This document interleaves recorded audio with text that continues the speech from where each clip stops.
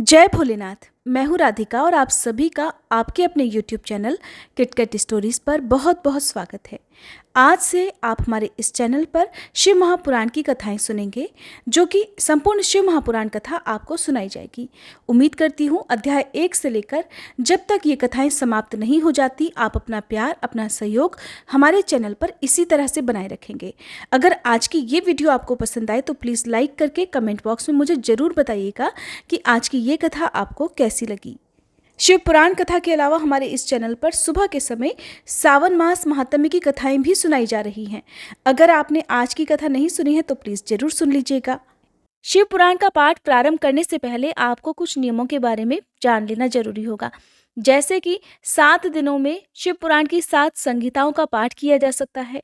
इसके अलावा पूरे 1 महीने में भी इसका पाठ आप कर सकते हैं।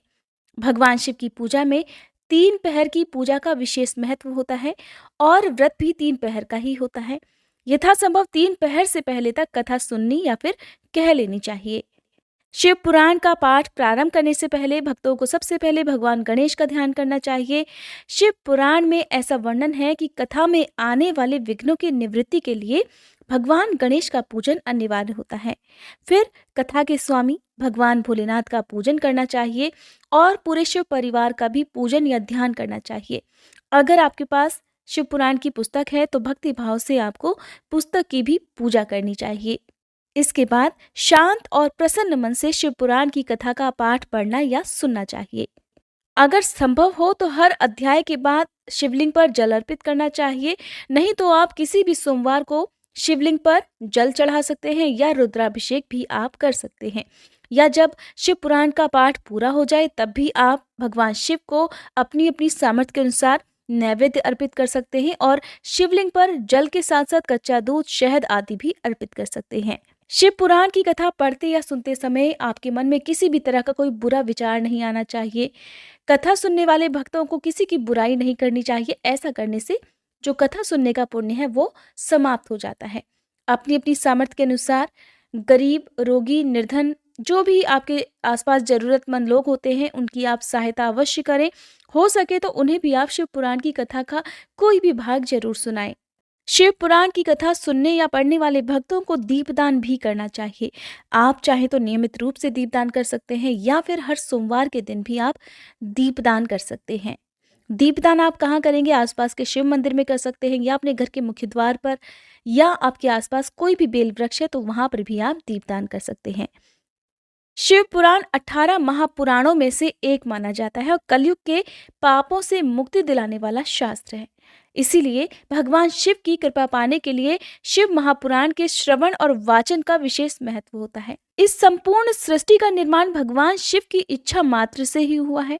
अतः भगवान शिव की भक्ति करने वाले व्यक्ति को संसार की सभी वस्तुएं प्राप्त हो सकती हैं। भगवान शिव अपने भक्तों की सभी मनोकामनाएं पूर्ण करते हैं और उन पर बहुत जल्दी प्रसन्न हो जाते हैं।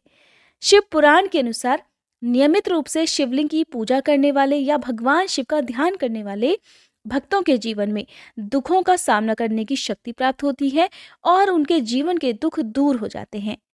शिव महापुराण में 11 खंड हैं, 7 संहिताएं हैं, 24,000 श्लोक हैं। विद्वेश्वर, रुद्र, शतरुद्री, कोटि रुद्री, उमा, कैलाश और वायु संहिता में शिव महापुराण वर्णित है और ये स्वयं भगवान शंकर द्वारा आख्यायित है। यानी कि शिव महापुराण का प्रवचन स्वयं भगवान शिव ने ही किया है। महर्षि वेदव्यास ने सनत कुमार मुनि के कहने पर इस पुराण को लिखा था। ऐसा माना जाता है कि मूल शिव महापुराण में श्लोकों की संख्या 1 लाख है, परंतु व्यास जी ने इसे 24,000 श्लोकों में संक्षिप्त कर दिया है। पुराणों की संख्या के अनुसार शिव महापुराण का स्थान चौथा माना जाता है। शिव पुराण को समस्त पुराणों के माथे का तिलक माना गया है और जो भी भक्त प्रेम से आदर पूर्वक इसे पढ़ता है और सुनता है वह भगवान शिव का प्रिय होकर अंत में परम गति को प्राप्त होता है। शिव पुराण का संबंध शैव मत से है और इस पुराण में प्रमुख रूप से भगवान शिव की भक्ति और शिव महिमा का प्रचार प्रसार किया गया है। शैव मत अर्थात भगवान शिव को मानने वाले। ये बात तो सभी जानते हैं कि भगवान शिव बहुत ही जल्दी अपने भक्तों पर प्रसन्न हो जाते हैं और उनकी मनोकामनाएं पूर्ण करते हैं। लेकिन शिव पुराण में भगवान शिव के जीवन चरित्र पर प्रकाश डालते हुए उनके रहन सहन, उनके विवाह, उनके पुत्रों की उत्पत्ति के विषय में भी विशेष रूप से बताया गया है। भगवान शिव को संहारकर्ता के रूप में भी पूजा जाता है और उन्हें साफ जल या गंगा जल, बेलपत्र, कटीले और न खाए जाने वाले पौधों के फल जैसे कि धतूरा आदि अर्पित किया जाता है, जिससे वे बड़ी आसानी से अपने भक्तों पर प्रसन्न हो जाते हैं। भगवान शिव को बहुत ज्यादा सुंदर वेशभूषा और अलंकारों की भी जरूरत नहीं होती, क्योंकि वे तो औघड़ बाबा होते हैं। जटा जूटधारी, गले में लिपटे हुए नाग और रुद्राक्ष की मालाएं, शरीर पर बाघंबर, चिता की भस्म लगाए हुए और हाथ में त्रिशूल पकड़े हुए वे सारे विश्व को अपनी पदचाप और डमरू की कर्णभेदी ध्वनि से नचाते रहते हैं। इसीलिए उन्हें नटराज के रूप में भी पूजा जाता है। उनकी वेशभूषा से जीवन और मृत्यु का बोध होता है। शीश पर गंगा और चंद्र जीवन और कला के द्योत माने जाते हैं। भगवान शिव का एक नाम नीलकंठ भी है, क्योंकि समुद्र मंथन के समय जब देवता और असुरगण अद्भुत और बहुमूल्य रत्नों को अपने अधिकार में करने के लिए मरे जा रहे थे, तब कालकूट विष के बाहर निकलने से सभी पीछे हट गए। उसे ग्रहण करने के लिए कोई भी तैयार नहीं हुआ। तब भोलेनाथ ने ही उस महाविनाशक विष को अपने कंठ में धारण कर लिया, जिस कारण उनका कंठ नीला पड़ गया और तभी से उनका एक नाम नीलकंठ भी है। ऐसे परोपकारी और अपरिग्रही भगवान शिव का चरित्र वर्णित करने के लिए ही इस शिव पुराण की रचना की गई है।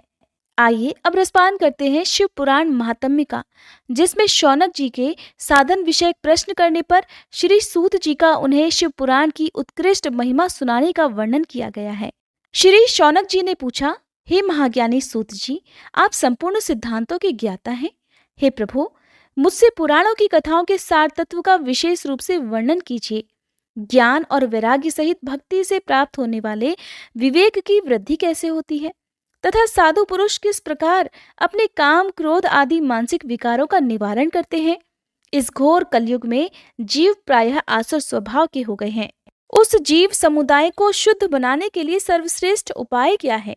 आप इस समय मुझे ऐसा कोई शाश्वत साधन बताइए जो कल्याणकारी वस्तुओं में भी सबसे उत्कृष्ट और परम मंगलमयी हो, तथा पवित्र करने वाले उपायों में भी सर्वोत्तम पवित्र कारक उपाय हो।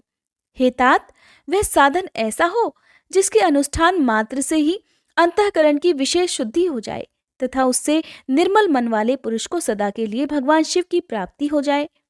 तब श्री सूत जी कहने लगे कि हे मुनिश्रेष्ठ शौनक जी, आप धन्य हो, क्योंकि आपके हृदय में पुराण कथा सुनने का विशेष प्रेम और लालसा है। इसलिए मैं शुद्ध बुद्धि से विचार कर आपसे परम उत्तम शास्त्र का वर्णन करता हूँ। हे वत्स, वह संपूर्ण शास्त्रों के सिद्धांत से संपन्न, भक्ति आदि को बढ़ाने वाला और भगवान शिव को संतुष्ट करने वाला है। कानों के लिए रसायन, अमृत स्वरूप तथा दिव्य है, तुम उसे श्रवण करो। हे मुने, वह परम उत्तम शास्त्र है शिव पुराण, जिसका पूर्व काल में भगवान शिव ने ही प्रवचन किया था। यह काल रूपी सर्प से प्राप्त होने वाले महान त्रास का विनाश करने वाला उत्तम साधन है।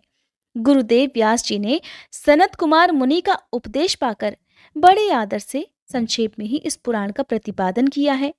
इस पुराण के पठन पाठन का उद्देश्य है कलयुग में उत्पन्न होने वाले मनुष्यों के परम हित का साधन। ये शिव पुराण परम उत्तम शास्त्र है और इसे भूतल पर भगवान शिव का वांग्मय स्वरूप समझना चाहिए। सभी प्रकार से इसका सेवन करना चाहिए। इसका पठन और श्रवण सर्व साधन रूप है। इससे भगवान शिव की भक्ति पाकर श्रेष्ठतम स्थिति में पहुंचा हुआ मनुष्य शीघ्र ही शिव पद को प्राप्त कर लेता है। इसलिए संपूर्ण प्रयास करके मनुष्यों ने इस पुराण को पढ़ने की इच्छा की है अथवा इसके अध्ययन को अभीष्ट साधन माना है। इसी तरह इसका प्रेम पूर्वक श्रवण भी संपूर्ण मनोवांछित फलों को देने वाला है। भगवान शिव के इस पुराण को सुनने से मनुष्य सभी पापों से मुक्त हो जाता है और इस जीवन में बड़े बड़े उत्कृष्ट भोगों का उपभोग करके अंत में शिवलोक को प्राप्त कर लेता है। यह शिव पुराण नामक ग्रंथ 24,000 श्लोकों से युक्त है। इसकी 7 संहिताएं हैं और मनुष्य को चाहिए कि वह भक्ति, ज्ञान और वैराग्य से संपन्न हो बड़े आदर से इसका श्रवण करे। जो हर दिन नियम से शिव पुराण को पढ़ता है या सुनता है वह पुण्यात्मा है और इसमें बिल्कुल भी संशय नहीं है। जो उत्तम बुद्धि वाला पुरुष अंत काल में भक्ति पूर्वक इस पुराण को सुनता है उस पर अत्यंत प्रसन्न हुए भगवान महेश्वर उसे अपना परम धाम प्रदान कर देते हैं। जो प्रतिदिन आदर पूर्वक इस शिव पुराण का पूजन करता है, वह इस संसार में संपूर्ण भोगों को भोग कर अंत में भगवान शिव के पद को प्राप्त कर लेता है। जो प्रतिदिन आलस्य रहित होकर रेशमी वस्त्र आदि के वेष्टन से इस शिव पुराण का सत्कार करता है, वह सदा सुखी रहता है। यह शिव पुराण निर्मल तथा भगवान शिव का सर्वस्व है। जो इस लोक और परलोक में भी सुख चाहता हो, उसे आदर के साथ प्रयत्न पूर्वक इसका श्रवण अथवा पठन पाठन करना चाहिए।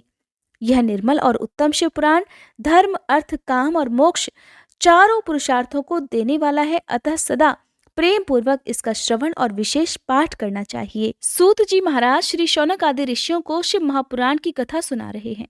श्री शौनक जी ने कहा, हे महाभाग सूत जी, आप धन्य हैं, परमार्थ तत्व के ज्ञाता हैं। आपने कृपा करके हम लोगों को ये बड़ी अद्भुत और दिव्य कथा सुनाई है।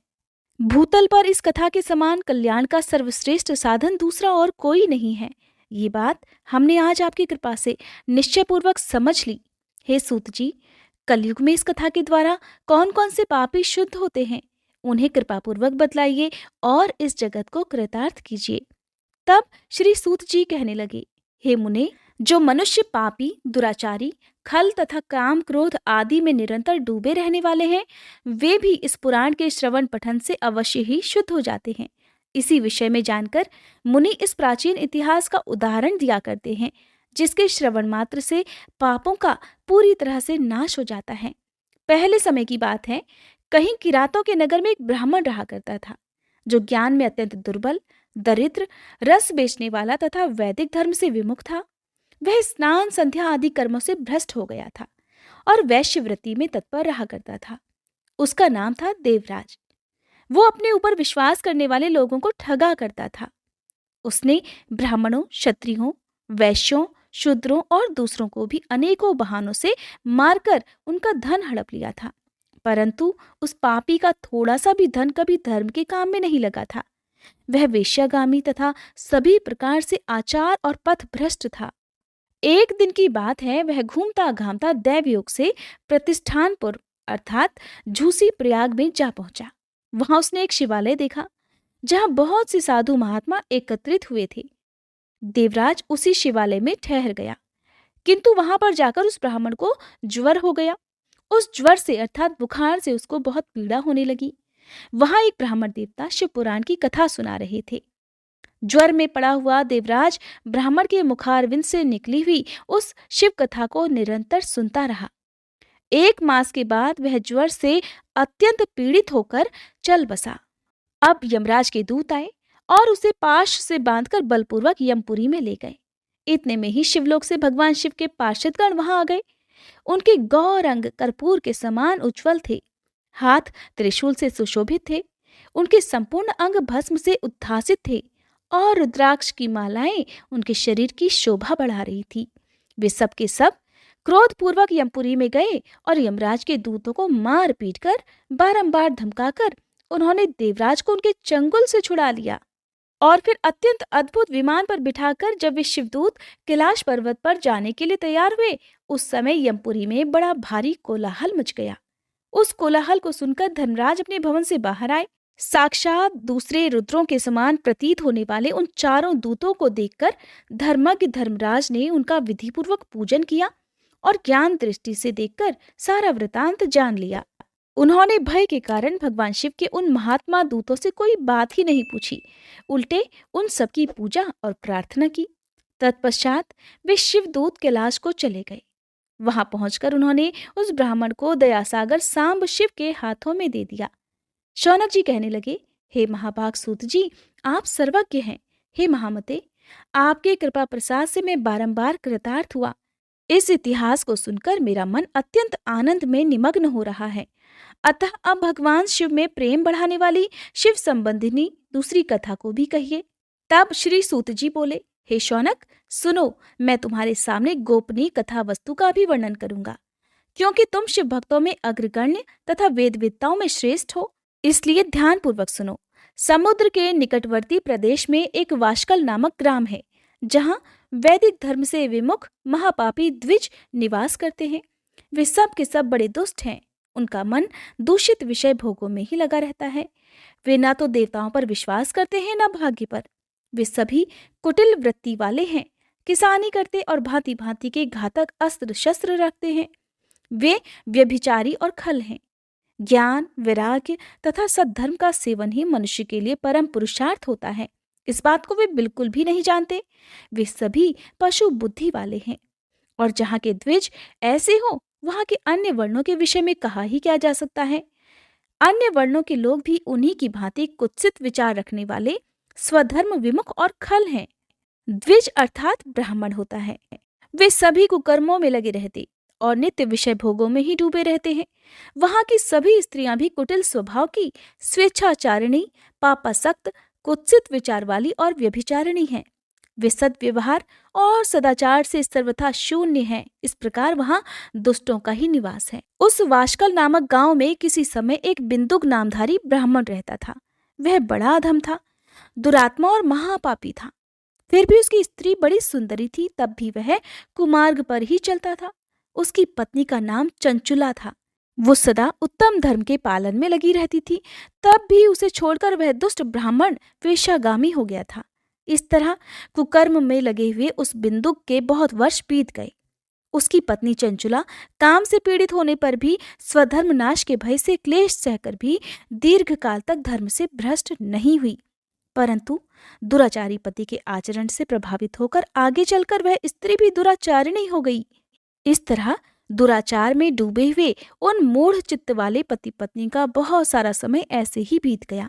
कुछ समय बाद किसी वेश्या का पति बना हुआ वह दूषित बुद्धि वाला दुष्ट ब्राह्मण बिंदुक समयानुसार मृत्यु को प्राप्त होकर नरक में जा पड़ा। बहुत दिनों तक नरक के दुख भोगकर वह मूढ़ बुद्धि पापी विंध्य पर्वत पर भयंकर पिशाच बन गया।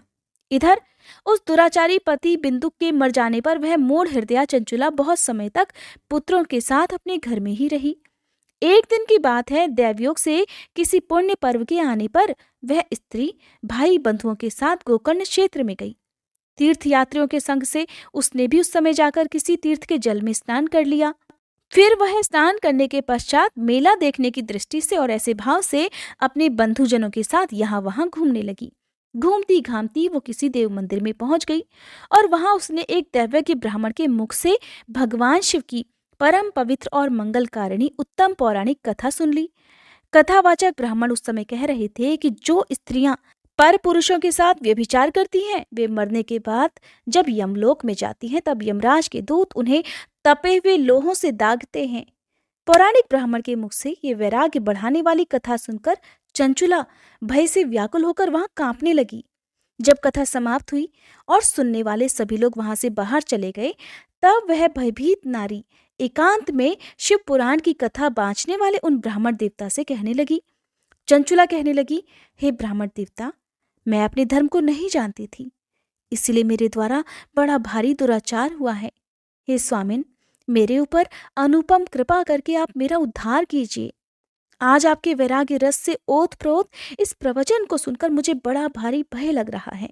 मैं कांप उठी हूँ और मुझे इस संसार से वैराग्य हो गया है। मुझ मूढ़ चित्त वाली पापिनी को धिक्कार है। मैं सर्वथा निंदा के योग्य हूँ, कुत्सित विषयों में फंसी हुई हूँ और अपने धर्म से विमुख हो गई हूँ। हाय, न जाने किस किस घोर कष्टदायक दुर्गति में मुझे पड़ना पड़ेगा, और वहां कौन बुद्धिमान पुरुष को मार्ग में मन लगाने वाली मुझ पापिनी का साथ देगा। मृत्यु काल में उन भयंकर यमदूतों को मैं कैसे देखूंगी। जब वे बलपूर्वक मेरे गले में फंदे डालकर मुझे बांधेंगे, तब मैं कैसे धीरज धारण कर सकूंगी। नरक में जब मेरे शरीर के टुकड़े टुकड़े कर दिए जाएंगे, उस समय विशेष दुख देने वाली उस महायातना को मैं वहां कैसे सह सकूंगी। हाय, मैं मारी गई, मैं जल गई, मेरा हृदय विदीर्ण हो गया और मैं सब प्रकार से नष्ट हो गई, क्योंकि मैं हर तरह से पाप में ही डूबी रही हूँ। हे ब्राह्मण, अब आप ही मेरे गुरु, आप ही मेरी माता और आप ही मेरे पिता हैं। आपकी शरण में आई हुई मुझ दीन अबला का आप ही उद्धार कीजिए, केवल आप ही उद्धार कीजिए। श्री सूत जी कहते हैं, हे शौनक, इस प्रकार खेद और वैराग्य से युक्त हुई चंचुला ब्राह्मण देवता के दोनों चरणों में गिर पड़ी। तब उन बुद्धिमान ब्राह्मण ने कृपापूर्वक उसे उठाया और इस प्रकार कहा। वह ब्राह्मण कहने लगे, हे नारी, सौभाग्य की बात है कि भगवान शंकर की कृपा से शिव पुराण की इस वैराग्य युक्त कथा को सुनकर तुम्हें समय पर चेत हो गया है। हे ब्राह्मण पत्नी, तुम डरो मत, भगवान शिव की शरण में जाओ। शिव की कृपा से सारा पाप तत्काल नष्ट हो जाता है।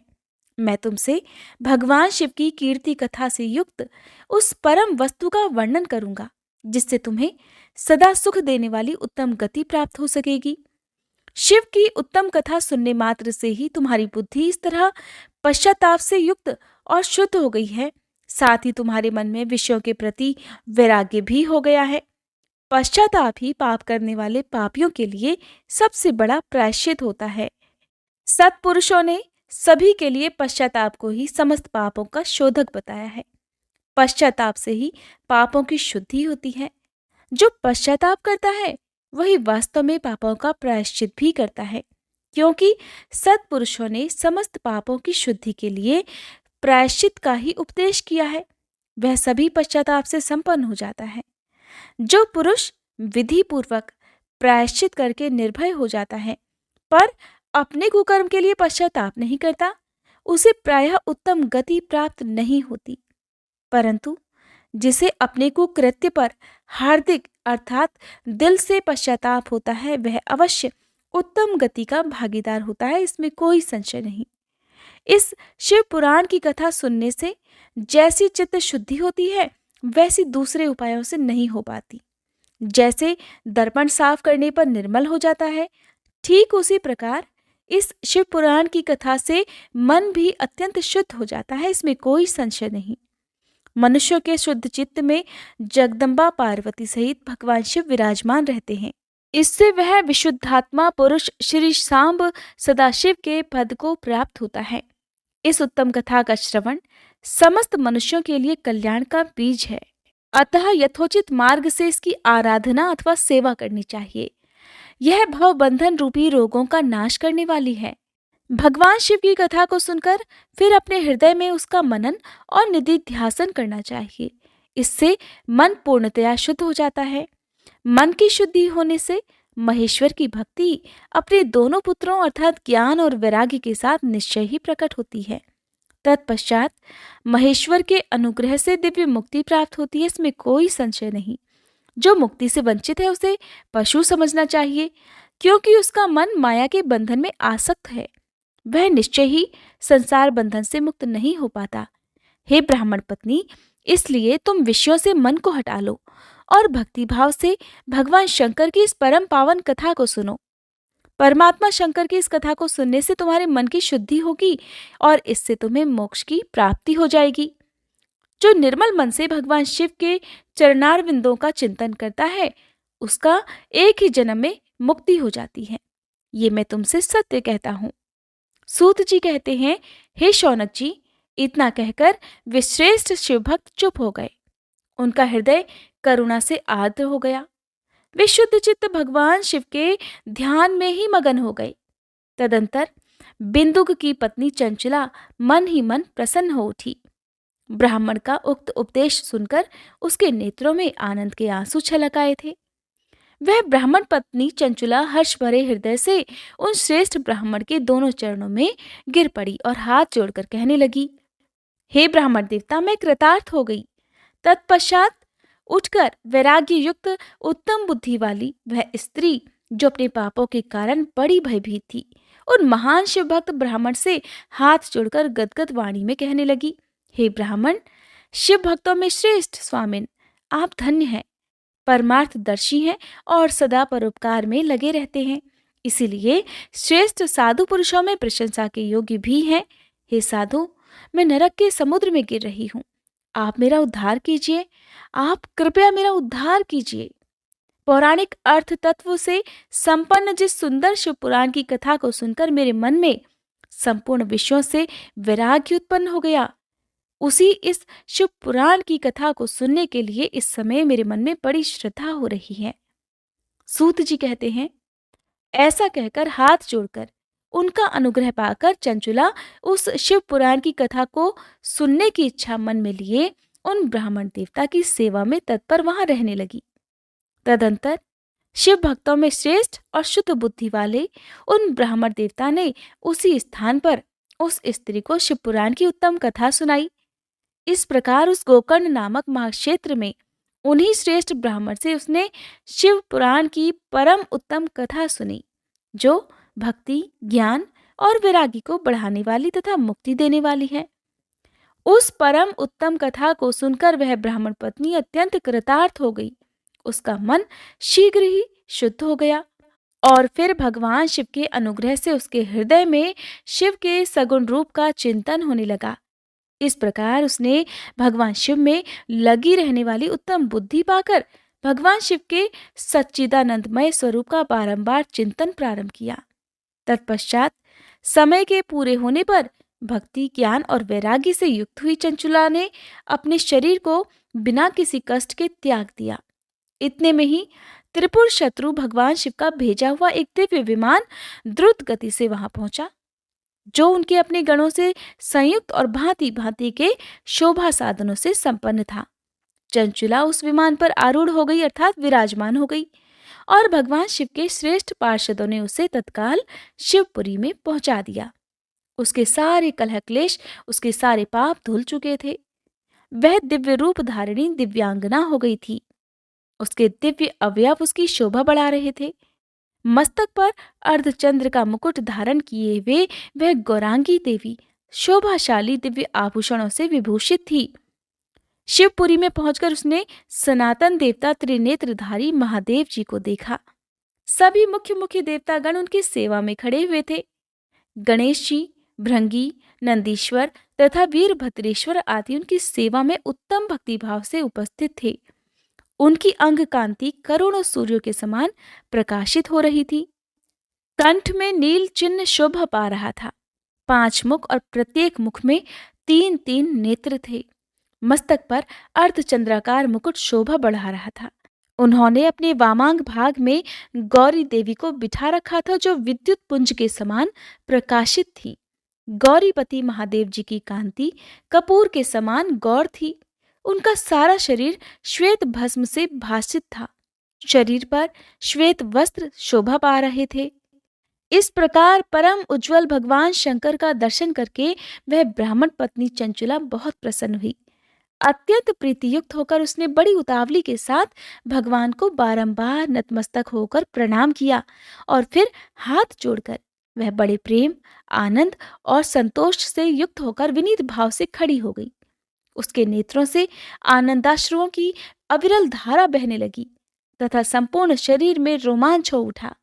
उस समय भगवती पार्वती और भगवान शंकर ने उसे बड़ी करुणा के साथ अपने पास बुलाया और सौम्य दृष्टि से उसकी ओर देखा।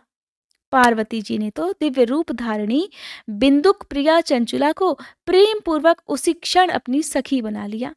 वह उस परमानंद घन ज्योति स्वरूप सनातन धाम में अविचल निवास पाकर दिव्य सौख्य से संपन्न होकर अक्षय सुख का अनुभव करने लगी। सूत जी कहने लगे, हे शौनक, एक दिन परमानंद में निमग्न हुई चंचुला ने उमा देवी के पास जाकर प्रणाम किया और दोनों हाथ जोड़कर वह उनकी स्तुति करने लगी। चंचुला इस प्रकार कहने लगी, हे गिरिराज नंदिनी स्कंद माता उमे, मनुष्य ने सदा ही आपका भक्तिपूर्वक पूजन किया है। समस्त सुखों को देने वाली शंभु प्रिय आप ब्रह्म स्वरूपिणी हैं। विष्णु और ब्रह्मा आदि देवताओं द्वारा सेवित हैं।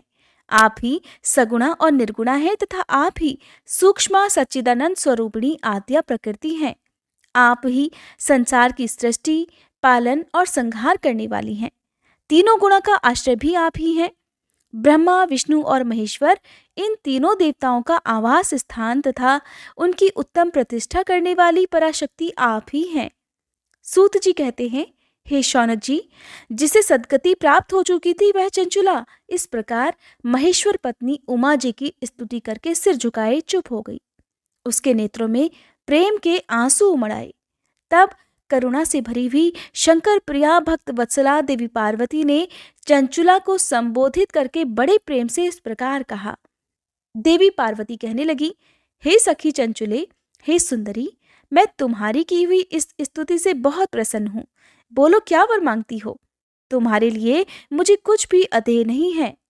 देवी पार्वती की बात सुनकर चंचुला कहने लगी, हे निष्पाप गिरिराज कुमारी, मेरे पति बिंदु किस समय कहाँ हैं, उनकी कैसी गति हुई है कि मैं नहीं जानती। हे कल्याणमयी दीनवत्सले, मैं अपने उन पतिदेव से जिस प्रकार संयुक्त हो सकूं वैसा ही उपाय कीजिए। हे महेश्वरी, हे महादेवी, मेरे पति एक क्षुद्र जाति वेश्या के प्रति आसक्त थे और पाप में ही डूबे रहते थे। उनकी मृत्यु मुझसे पहले ही हो गई थी। अब न जाने वे किस गति को प्राप्त हुए, मुझे कुछ नहीं पता। गिरिजा बोली, हे बेटी, तुम्हारा बिंदुक नाम वाला पति बड़ा पापी था। उसका अंतःकरण बड़ा ही दूषित था। वेश्या का उपभोग करने वाला वह महामूढ़ मरने के बाद नरक में पड़ा। अगणित वर्षों तक नरक में नाना प्रकार के दुख भोगकर वह पापात्मा अपने शेष पाप को भोगने के लिए विंध्य पर्वत पर पिशाच बना हुआ है और इस समय वह पिशाच अवस्था में ही है और नाना प्रकार के क्लेश और कष्ट उठा रहा है। वह दुष्ट वहीं वायु पीकर रहता है और सदा सब प्रकार के कष्ट सहता रहता है। सूत जी कहने लगे, हे शौनक जी, गौरा देवी की ये बात सुनकर उत्तम व्रत का पालन करने वाली चंचुला उस समय पति के महान दुख से दुखी हो गई। फिर अपने मन को स्थिर करके उस ब्राह्मण पत्नी ने व्यथित हृदय से महेश्वरी को प्रणाम करके पुनः पूछा, हे महेश्वरी, हे महादेवी, मुझ पर कृपा कीजिए और दूषित कर्म करने वाले मेरे उस दुष्ट पति का अब उद्धार कर दीजिए। हे देवी, कुत्सित बुद्धि वाले मेरे उस पापात्मा पति को किस उपाय से उत्तम गति प्राप्त हो सकती है, ये शीघ्र बतलाइए, आपको नमस्कार है। देवी पार्वती कहने लगी, हे सखी, यदि तुम्हारा पति शिव पुराण की पुण्यमयी उत्तम कथा सुन ले तो सारी दुर्गति को पार करके वह उत्तम गति का भागीदार बन सकता है। अमृत के समान मधुर अक्षरों से युक्त गौरा देवी के यह वचन आदर पूर्वक सुनकर चंचुला ने हाथ जोड़कर और अपना शीश झुकाकर उन्हें बारंबार प्रणाम किया और अपने पति के समस्त पापों की शुद्धि तथा उत्तम गति की प्राप्ति के लिए पार्वती देवी से ये प्रार्थना की कि मेरे पति को शिव पुराण सुनाने की व्यवस्था होनी चाहिए। उस ब्राह्मण पत्नी के बारंबार प्रार्थना करने पर शिव प्रिया गौरा देवी को बड़ी दया आई। तब उन भक्त वत्सला महेश्वरी गिरिराज कुमारी ने भगवान शिव की उत्तम कीर्ति का गान करने वाले गंधर्वराज तुम्बुरु को बुलाकर उनसे प्रसन्नतापूर्वक इस प्रकार कहा, हे तुम्बुरु, तुम्हारी भगवान शिव में प्रीति है। तुम मेरे मन की बातों को जानकर मेरे अभीष्ट कार्यों को सिद्ध करने वाले हो, इसलिए मैं तुमसे एक बात कहती हूँ, तुम्हारा कल्याण हो। तुम मेरी सखी के साथ शीघ्र ही विंध्य पर्वत पर जाओ। वहां एक महाघोर और भयंकर पिशाच रहता है। उसका वृतांत तुम आरंभ से ही सुनो। मैं तुमसे प्रसन्नता पूर्वक सब कुछ बताती हूँ। पूर्व जन्म में वह पिशाच बिंदुक नामक ब्राह्मण था और मेरी इस सखी चंचुला का पति था, परंतु वह दुष्ट वेश्यागामी हो गया। स्नान संध्या आदि नित्यक्रम छोड़कर वह अपवित्र रहने लगा। क्रोध के कारण उसकी बुद्धि पर मूढ़ता छा गई थी। वह कर्तव्य का विवेक नहीं कर पाता था। अभक्ष्य भक्षण, सज्जनों से द्वेष और दूषित वस्तुओं का दान लेना, यही इसका स्वाभाविक कर्म बन गया था। वह अस्त्र शस्त्र लेकर हिंसा करता, बाएं हाथ से खाता, दीनों को सताता और क्रूरतापूर्वक पराये घरों में आग लगा दिया करता था। चांडालों से प्रेम करता और प्रतिदिन वेश्याओं के संपर्क में रहने लगा था। बड़ा दुष्ट था। वह पापी अपनी पत्नी का परित्याग करके दुष्टों के संग में ही आनंद मनाने लगा था। इस प्रकार वह मृत्यु पर्यंत दुराचार में ही फंसा रहा और फिर अंतकाल आने पर उसकी मृत्यु हो गई। वह पापियों के भोग स्थान घोर यमपुर में गया और वहां पर बहुत से नरकों का उपभोग करके वह दुष्टात्मा जीव इस समय विंध्य पर्वत पर पिशाच बना हुआ है। वहीं वह दुष्ट पिशाच अपने पापों का फल भोग रहा है। तुम उसकी आगे यत्नपूर्वक शिव पुराण की उस दिव्य कथा का प्रवचन करो जो परम पुण्यमयी तथा समस्त पापों का नाश करने वाली है। शिव पुराण की कथा का श्रवण सबसे उत्कृष्ट पुण्य कर्म है। उससे उसका हृदय शीघ्र ही समस्त पापों से शुद्ध हो जाएगा और वह प्रेत योनि का परित्याग कर देगा। उस दुर्गति से मुक्त होने पर बिंदुक नामक पिशाच को मेरी आज्ञा से विमान पर बिठाकर तुम भगवान शिव के समीप ले आओ। श्री सूत जी कहते हैं, हे शौनक जी, महेश्वरी उमा के इस प्रकार आदेश देने पर गंधर्वराज तुम्बुरु मन ही मन बड़े प्रसन्न हुए। उन्होंने अपने भाग्य की सराहना की। तत्पश्चात उस पिशाच की सती साध्वी पत्नी चंचुला के साथ विमान पर बैठकर नारद जी के प्रिय मित्र तुम्बुरु वेग पूर्वक विंध्याचल पर्वत पर गए। अब तो आपको पता चल ही गया होगा कि तुम्बरू कौन है और उनका कार्य क्या था। अब जहां पर वह पिशाच रहता था उस जगह पर वे पहुंच गए। वहां पर जाकर उन्होंने उस पिशाच को देखा। उसका शरीर विशाल था, थोड़ी बहुत बड़ी थी। कभी वो हंसता, कभी रोता और कभी उछलने लगता था। उसकी आकृति बड़ी विकराल थी। भगवान शिव की उत्तम कीर्ति का गान करने वाले महाबली तुम्बरू ने उस अत्यंत भयंकर पिशाच को पाशों द्वारा बांध लिया। तदंतर तुम्बरू ने शिव पुराण की कथा बांचने का निश्चय करके महोत्सव युक्त स्थान और मंडप आदि की रचना की। इतने में ही संपूर्ण लोगों में बड़े वेग से ये प्रचार हो गया कि देवी पार्वती की आज्ञा से एक पिशाच का उद्धार करने के उद्देश्य से शिव पुराण की उत्तम कथा सुनाने के लिए तुम्बरू महाराज विंध्य पर्वत पर गए हुए हैं। फिर तो उस कथा को सुनने के लोभ से बहुत से देवर्षि शीघ्र ही वहां पर जा पहुंचे। आदर पूर्वक शिव पुराण सुनने के लिए आए हुए लोगों का उस पर्वत पर बड़ा अद्भुत और कल्याणकारी समाज जुट गया। फिर तुम्बरू ने उस पिशाच को पाशों से बांधकर आसन पर बिठाया और हाथ में वीणा लेकर गौरीपति की कथा का गान प्रारंभ कर दिया। अब आपको यहाँ पर ध्यान देना है कि कौन कौन सी संहिताओं का वर्णन आपको शिव पुराण की कथा में सुनने को मिलेगा। पहली अर्थात विद्वेश्वर संहिता से लेकर 7वीं वायु संहिता तक महात्म्य सहित शिव पुराण की कथा का उन्होंने स्पष्ट वर्णन किया। सातों संहिताओं सहित शिव पुराण का आदर पूर्वक श्रवण करके वे सभी श्रोतागण पूर्णतः कृतार्थ हो गए और उस परम पुण्यमय शिव पुराण को सुनकर उस पिशाच ने भी अपने सारे पापों को धोकर अपने उस पैशाचिक शरीर का त्याग कर दिया। फिर तो शीघ्र ही उसका रूप दिव्य हो गया, अंग कांति गौरवर्ण की हो गई। शरीर पर श्वेत वस्त्र तथा सभी प्रकार के पुरुषोचित आभूषण उसके अंगों को उद्भासित करने लगे। वह त्रिनेत्रधारी चंद्रशेखर रूप हो गया। इस प्रकार दिव्य देहधारी होकर श्रीमान बिंदुक अपनी प्राण वल्लभा चंचुला के साथ स्वयं भी पार्वती वल्लभ भगवान शिव का गुणगान करने लगा। उसकी स्त्री को इस प्रकार दिव्य रूप से सुशोभित देखकर वे सभी देवर्षि बड़े विस्मित हुए। उनका चित्त परमानंद से परिपूर्ण हो गया। भगवान महेश्वर का वह अद्भुत चरित्र सुनकर वे सभी श्रोतागण परम कृतार्थ होकर प्रेम पूर्वक श्री शिव जी का यशोगान करते हुए अपने अपने धाम को चले गए। दिव्य रूपधारी श्रीमान बिंदुक भी सुंदर विमान पर अपनी प्रियतमा के साथ बैठकर सुखपूर्वक आकाश में स्थित होकर बड़ी शोभा पाने लगा। तत्पश्चात महेश्वर के सुंदर और मनोहर गुणों का गान करता हुआ वह अपनी प्रियतमा तथा तुम्बरू के साथ शीघ्र ही शिवधाम में जा पहुंचा।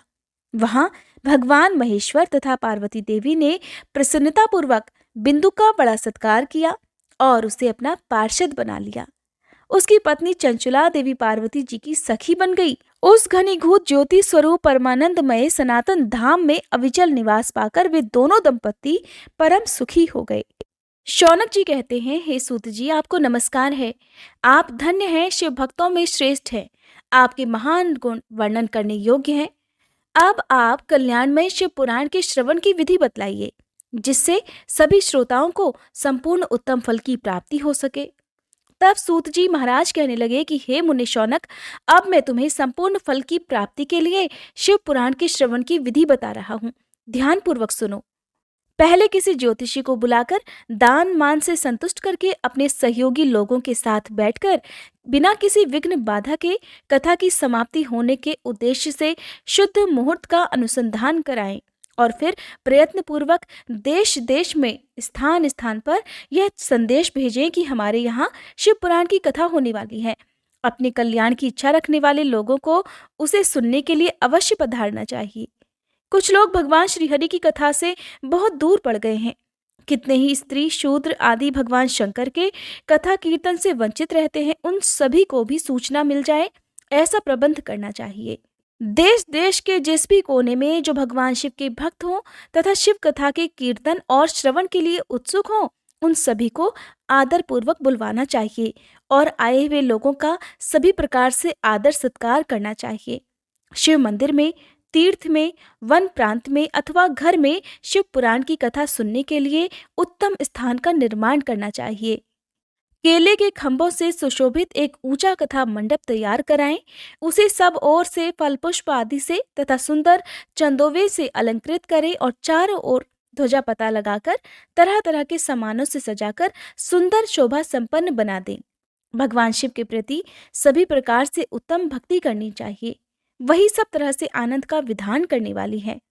परमात्मा भगवान शंकर के लिए दिव्य आसन का निर्माण करना चाहिए तथा कथावाचक के लिए भी एक ऐसा दिव्य आसन बनाना चाहिए जो उनके लिए सुखद हो सके। हे मुने, नियम पूर्वक कथा सुनने वाले श्रोताओं के लिए भी यथा योग्य सुंदर स्थानों की व्यवस्था करनी चाहिए।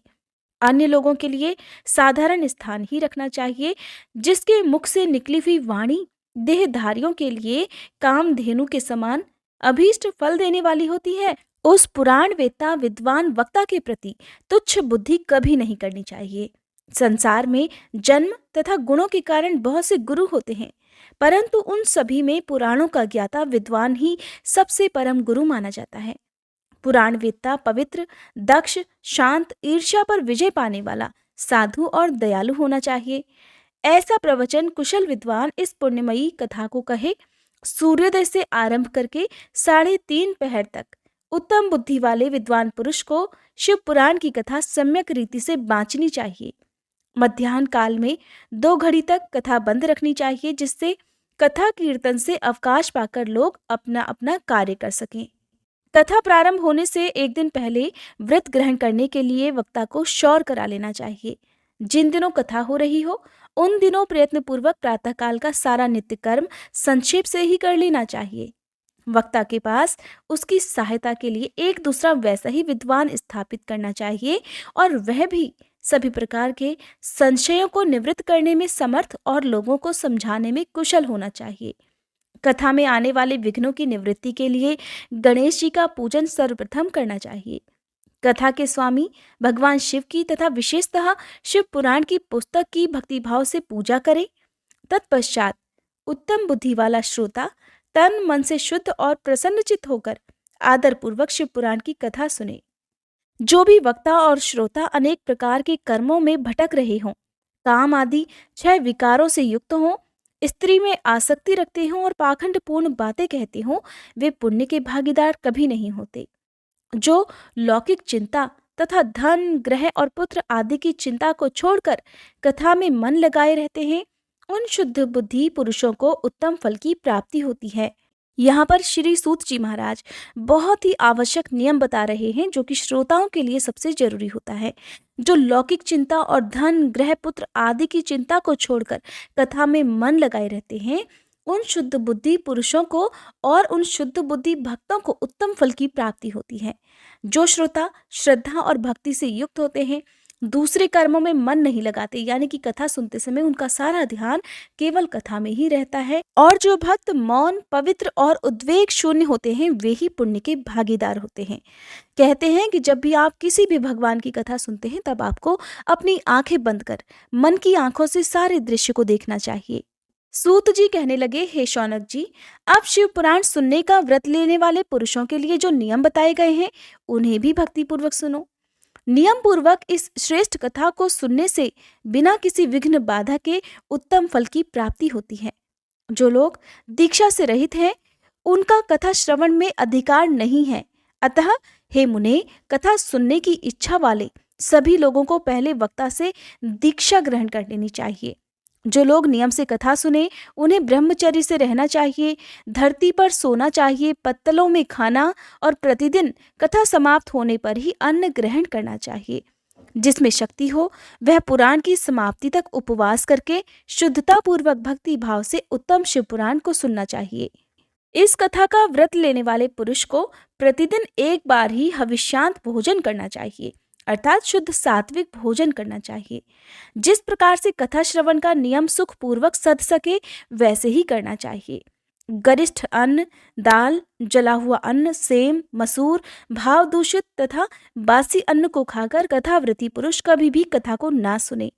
जिसने कथा का व्रत ले रखा हो, वह पुरुष प्याज, लहसुन, हींग, गाजर, मादक वस्तु तथा अमिष कही जाने वाली वस्तुओं का त्याग कर दे।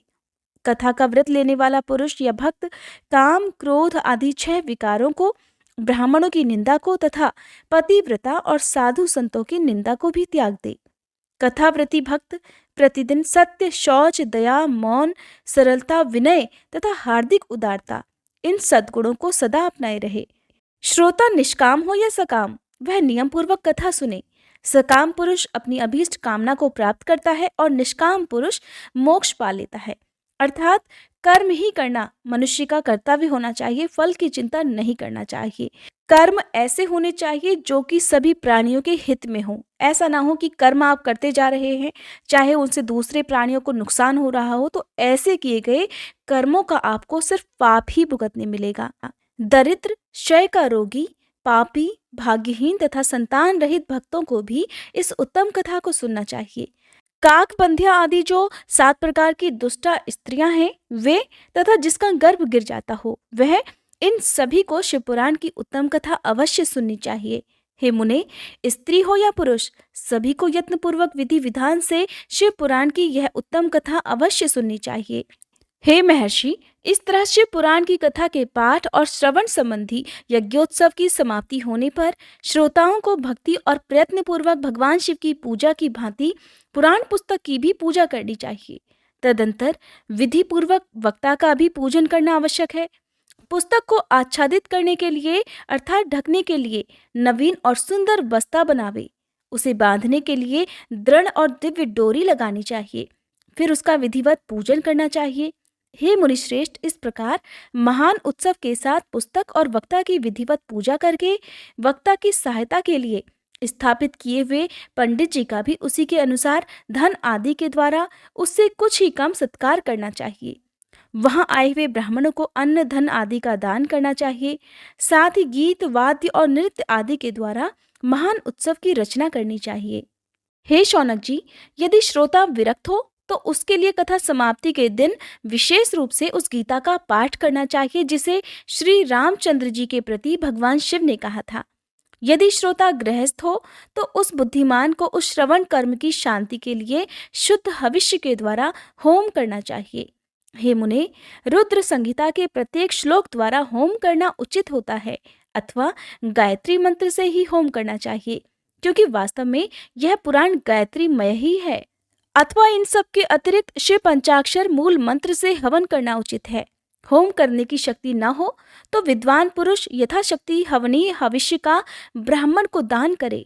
घर में किसी भी प्रकार के दोष की शांति के लिए भक्ति पूर्वक शिव सहस्त्र नाम का पाठ अथवा श्रवण करना चाहिए। इससे सब कुछ सफल हो जाता है, इसमें कोई संशय नहीं, क्योंकि तीनों लोकों में उससे बढ़कर कोई वस्तु नहीं है। कथा श्रवण संबंधी व्रत की पूर्णता की सिद्धि के लिए 11 ब्राह्मणों को मधु मिश्रित खीर का भोजन कराना चाहिए और उन्हें दक्षिणा देनी चाहिए। हे मुने, यदि शक्ति हो तो 3 तोले सोने का एक सुंदर सिंहासन बनवाएं और उस पर उत्तम अक्षरों में लिखी अथवा लिखवाई गई शिव पुराण की पोथी विधि पूर्वक स्थापित करनी चाहिए। तत्पश्चात पुरुष को उसकी आह्वान आदि विविध उपचारों से पूजा करके दक्षिणा चढ़ानी चाहिए। फिर जितेंद्रिय आचार्य का वस्त्र, आभूषण और गंध आदि से पूजन करके दक्षिणा सहित वह पुस्तक उन्हें समर्पित कर देनी चाहिए। उत्तम बुद्धि वाला श्रोता इस प्रकार भगवान शिव के संतोष के लिए पुस्तक का दान करे। हे शौनक जी, इस पुराण के दान के प्रभाव से भगवान शिव का अनुग्रह पाकर पुरुष भवबंधन से मुक्त हो जाता है। इसी तरह विधि विधान का पालन करने पर श्री संपन्न शिव पुराण संपूर्ण फल को देने वाला तथा भोग और मोक्ष का दाता होता है। हे मुने, शिव पुराण का वह सारा महात्म्य जो संपूर्ण अभीष्ट को देने वाला है, मैंने तुम्हें कह सुनाया। अब और क्या सुनना चाहते हो? महाशिव पुराण को समस्त पुराणों के माथे का तिलक माना गया है। ये भगवान शिव को अत्यंत प्रिय, रमणीय तथा भव रोग का निवारण करने वाला है। जो भक्त सदा भगवान शिव का ध्यान करते हैं, जिनकी वाणी भगवान शिव के गुणों की स्तुति करती है और जिनके दोनों कान उनकी कथा का श्रवण करते हैं, इस जीव जगत में उन्हीं का जन्म लेना सफल माना गया है। वे निश्चय ही संसार सागर से पार हो जाते हैं। भिन्न भिन्न प्रकार के समस्त गुण जिनके सच्चिदानंदमय स्वरूप का कभी स्पर्श नहीं करते, जो अपनी महिमा जगत के बाहर और भीतर भासमान है तथा जो मन के बाहर और भीतर वाणी और मनोवृत्ति रूप में प्रकाशित होते हैं, उन अनंत आनंद घन रूप परम शिव की मैं शरण लेता हूँ। जय भोलेनाथ। आज का अध्याय समाप्त हुआ। अगर आपको ये कथा पसंद आई हो तो प्लीज़ वीडियो को लाइक करके, अगर आपने हमारे चैनल को अभी तक सब्सक्राइब नहीं किया है तो सब्सक्राइब करके बेल आइकन प्रेस करना मत भूलिएगा।